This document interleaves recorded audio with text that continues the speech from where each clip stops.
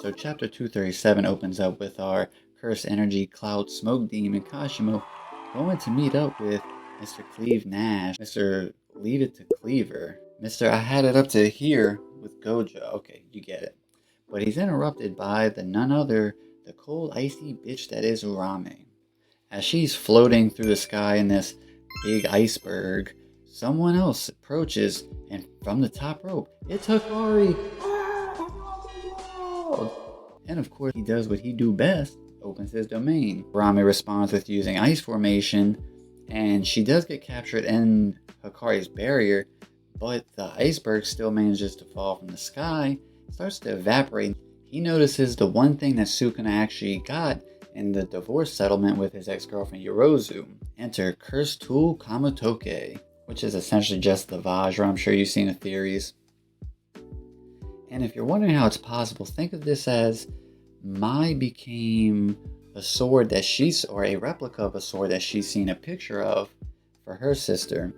Now, Sumiki, or Yorozu, became a sword for, Sumiki's brother, Megami, or not sword, excuse me, a bell, the Vajra. She was around the Heian era, so it makes sense that she's seen it before, especially such a big fan of Sukuna. And boom, Sukuna now can use lightning, which he does say good old times, so it's something that he actually did have in the hand, so Yorozu would making that connection, it makes sense. A question for you guys. If Sukuna wields lightning through the Vajra, curse tool that he just got back, his innate curse technique has to do with the slashes, because that's what is imbued in his domain expansion. Where's the fire come from? Comment below your theories. I'm looking forward to see what you got. I'll drop something about that a little bit later in the video, my own theory. But obviously, Kashimo is resistant to that because of the properties of his own curse energy. And this is where Kashimo gets a bit deeper than I thought he would, but I think it just enhances his character. And I'm not the biggest fan of Kashimo. I don't hate him, I don't love him, but he's a good, solid character, and he's hype.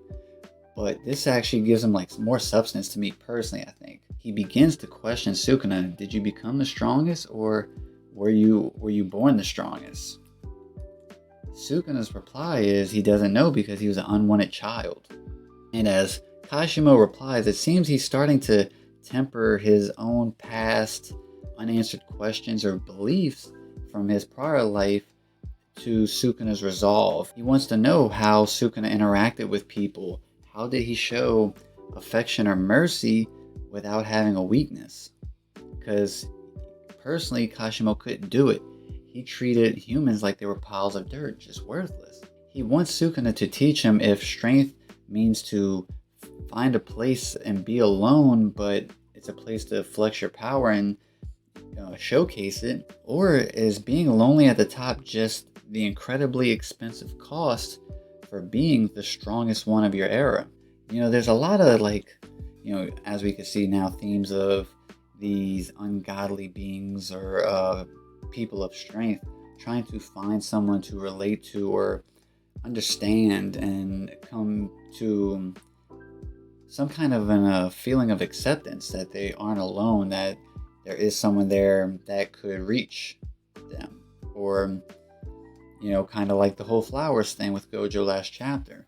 Interesting. I think Yuji is going to be the person to get through to Sukuna. And I know that sounds very garbage, kind of like ass-pullery. But, it's a shonen, right? Yuji's gonna topple Sukuna in the end.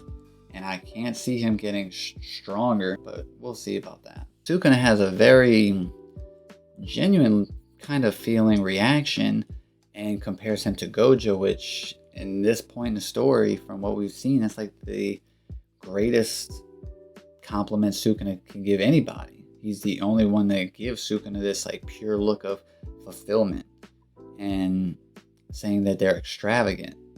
That's when he basically tells them to come fight him. Now, a quick theory time with Tiberius.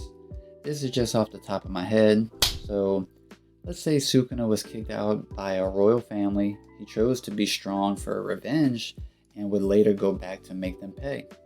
When he goes back to destroy his original village and his family, he encounters his twin brother. I imagine the twin brother is someone like Yuji, who is kind of a more in the middle between Sukuna and Yuji. So he's fighting his twin brother, who is the strongest of the village, and as he's fighting him, maybe his twin brother, let's call him Twin Kuna notices and starts to feel bad for Sukuna because of he can see all the evil and this personification of hate and loneliness and sadness just to get this cold, empty feeling of revenge that is never sweet.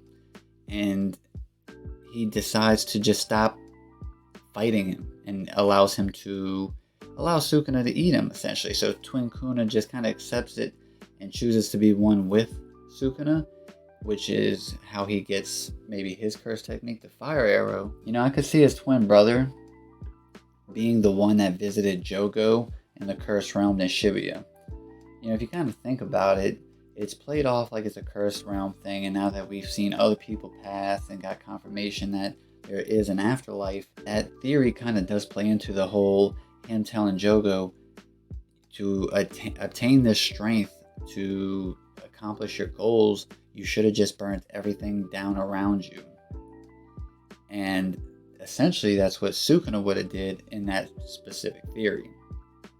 To obtain this level of transcendent power, he had to sacrifice and pay a very dear price of being lonely for the rest of his life, or not being able to be understood by anyone. You become detached, and maybe that's why he looked the way he did in that Yorozu flashback. Basically, the rest of this chapter is Kashimo does show his curse technique, which is like Phantom Beast Amber, and essentially he becomes like a Susanoo chakra avatar, but hot. Look. So the narrator explains that Kashimo's curse technique remakes his body to be able to blast any kind of attack, which Kashimo can make out of his own cursed energy. Can Kashimo's mouth blast, little Cubert looking motherfucker over here, get through the Limitless by changing the essence of the cursed energy itself like Mahoraga did? Because that's how Mahoraga overcame Limitless in the first adaptation, but Sukuna's not able to do that. Kashimo may be able to do that, he just doesn't have the 6 eyes, so it may just take him a bunch of different tries to get to that point. Maybe it's not possible. It's just someone wanted to see what y'all thought about that. And not that it matters anyway, because Gojo's dead. He doesn't appear this chapter, he's gone. I can imagine Kenjaku next chapter is like Fortnite dancing over his body. Kashimo does really well against Sukuna, but the tides turn, and that's when the thing we've all been waiting for. This glorious, beautiful, 4-armed Sukuna. Pain Air Sukuna is finally here. We've got so much substance in this chapter, as well as hype. A really dope way to start 2 different fights. We don't know what happened with Hikari and Urame. We have to see what's going on with that, what everyone else is up to. And now we have 4-armed Sukuna with the Vajra. Kashimo is a notable opponent, and he might be the 3rd strongest in the series. But I can't imagine he would Kenjaku. I can't see Kenjaku beating this guy. Unless Kenjaku has something crazy up his sleeve. But why? I guess he did pull up on an older Kashimo. And maybe that's, instead of just beating someone as strong as Kenjaku, he just wanted to beat the best. And that best would be Sukuna. Maybe it's something like that. But no break next week. Gege is feeding us great. And speaking of feeding us great, 3 for 3. The hat trick of peak manga chapters. 3 chapters in a row. 235, 236, 237. Argue with the wall. All gas. No breaks. Especially next week. And thanks for staying for the whole video. Appreciate you. Drop some of your theories, your reactions about the chapter. And like and subscribe, all that. Till next time, stay normie, stay weeb, shit even in between is fine. Till next time, peace.